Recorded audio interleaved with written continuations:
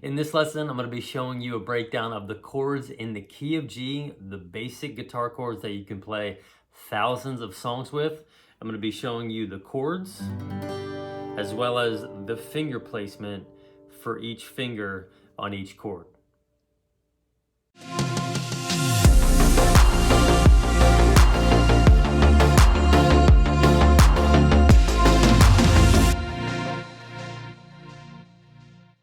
All right, so if you're just beginning guitar, maybe you've been playing around for a while and you just haven't really landed and got some good solid footing. This lesson, I'm gonna show you how to play those chords in the key of G.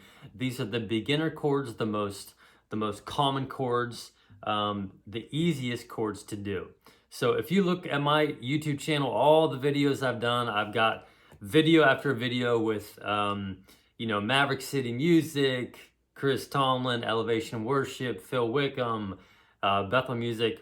I would say probably 80% of these songs you'll see on the thumbnail, they're only 4 chords, the song. So the song is only gonna be 4 chords, song might only be 3 chords, the song might be 5 chords, but oftentimes those chords are the ones I'm gonna show you here.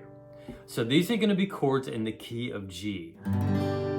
So we're gonna start off with this G chord. So this is gonna be our 1 chord. And what we're gonna do to make playing these chords and playing chords in the key of G easier, we're gonna keep our ring finger and our pinky finger locked in on these 2 strings. So let's start from scratch. The pinky finger is gonna go on this lowest string. The ring finger is going to go right above it, and it's going to go on the 3rd fret. So this is fret 1, this is fret 2, this is fret 3, fret 4, fret 5, fret 6, so on and so forth. So we're going to keep our ring finger and our pinky finger locked in on these 2 strings really the entire time for all of these chords. So again, for this G chord, we have our ring finger and pinky finger down there. We're gonna put our middle finger also on the 3rd fret here of that low E string, the top string. Now we're gonna take our pointer finger and put that on the 2nd fret, the string right below this, what we have our middle finger on. So it would be the A string, which would be the 2nd string from the top. So that's gonna be your G chord.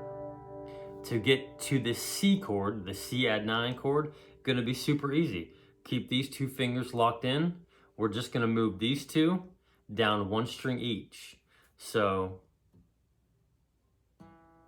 now your middle finger is on the 2nd string from the top on the 3rd fret, pointer finger on the 3rd string from the top on the 2nd fret. So really, you can just go like this, and you have 2 chords already. And you're moving these 2 fingers almost like a unit, like they go together, like they're taped together. So you can practice that back and forth, back and forth. So that's your C. To get to our D chord, all we're gonna do, take the middle finger off, keep these 2 on there, and then move our pointer finger down 1 string. So now that pointer finger is on the 3rd string from the bottom, staying on that 2nd fret. So that's your D chord. So right there, 1, 2, 3.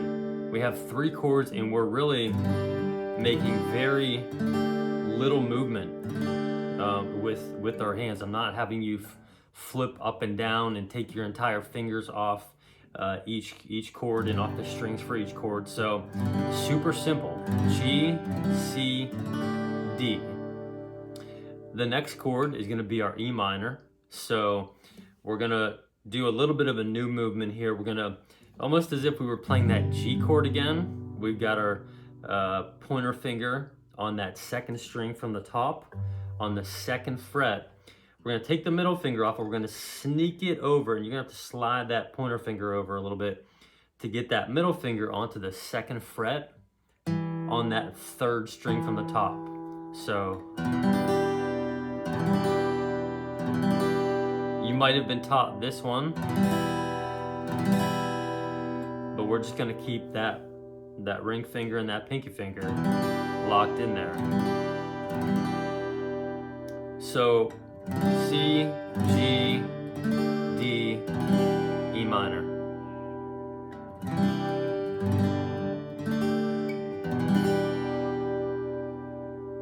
A couple of additional chords in the key of G. We have let's see, an A minor. So you can do an A minor a couple of different ways. The easiest way for playing in the key of G here to keep these 2 fingers locked in on those 2 strings is just to go to your C at 9, that C chord we learned, take your middle finger off, keep the other 3 fingers on there, and then you'll just play the bottom 5 strings.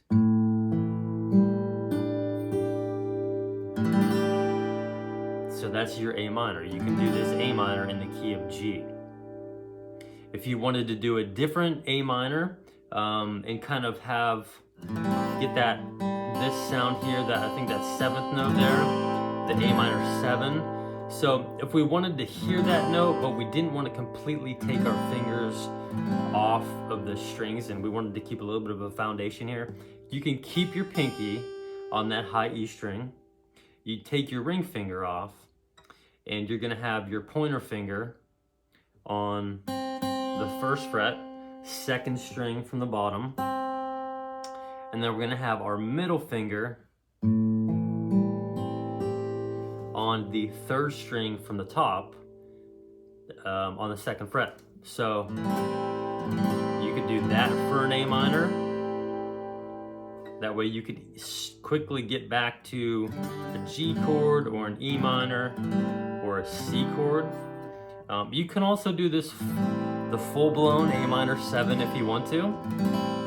For that, again, you're taking your ring finger and pinky finger off, which kind of serve as the foundation and just kind of the base of our chord formations here. So it makes it a little bit harder to get back to that G or get from the A minor 7 to the C or the E minor. So that would be your A minor. For a B minor, what we're gonna do is get into that E minor position, which we learned earlier, and we're just gonna take this middle finger, slide it down 1 string. So now that B minor is on the 3rd string from the bottom, still on that 2nd fret. So that would be your B minor chord instead of doing a bar chord, B minor chord, which when you're playing acoustic and you're playing rhythm, definitely it's a little bit more of a stretch and a little bit more of a challenge to get to. So that would be your B minor. The last chord that's in the family of the chords in the key of G is a D over F sharp. And what we're gonna do, we're gonna go from our B minor position here. We're just gonna take that pointer finger, move it up 1 string. So now your pointer finger is on the top string on the 2nd fret. And that would be your D over F sharp chord.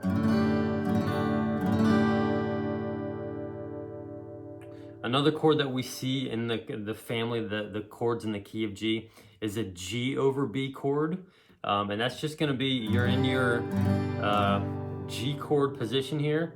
You're just gonna take that middle finger off and play the bottom 5 strings.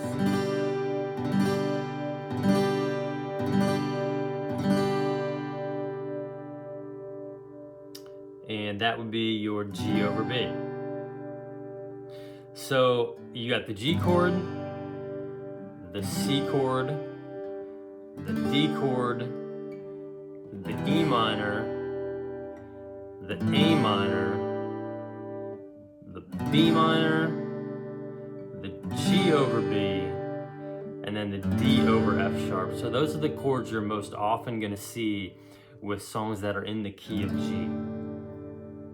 So a couple of the things I wanna make you aware of with these chords, one of the biggest misconceptions, one of the biggest beginner mistakes is people just think, you know, there are 6 strings on the guitar, so I should be just banging each string and strumming each string for every single chord, and that's just not the case. So I've got some additional lessons. I'm not going to go through it in depth in this lesson. I'll post a link for the lesson I've done on which strings you should be strumming with chords in the key of G. But just to give you an idea, this G chord, yeah, you can strum all 6 strings. E minor, yeah, you can strum all 6 strings. But this D chord, you don't want to be strumming all 6 strings. For the C chord, you don't want to be strumming all 6 strings. It's all going to depend on the bass note of the chord. A minor, we don't want to be strumming all 6 strings because this low string here, this E string, is going to change the bass note of the chord, and it's going to make it sound not the way it should sound. And it's going to be a little frustrating for you because you might think, well, I've got everything positioned the right way here, but it doesn't sound right. What's going on? What am I doing? That's typically the problem. Another thing is you can use a capo to change the key of the song, and just you can put the capo on any of these frets. So fret 1, fret 2, and then you can play those same chords, and you can hear it brightens it up, it makes it a little bit higher, and what that's doing is changing the key of the song. So if we're playing up here with no capo, we're going to be playing chords in the key of G, and the guitar is in the key of G. If we put the capo on the 5th fret, and we play chords in the key of G, those same chords, that's going to turn the guitar into actually the key of C. So it's pretty interesting. There's a lesson I've done on this, how the capo changes the actual key of the guitar. So if you're getting into worship, if you're getting into maybe your church band and you're doing different keys, I would definitely check out that lesson I've done on how moving the capo changes the key of the song when you're using these chords and the shapes of the key of G.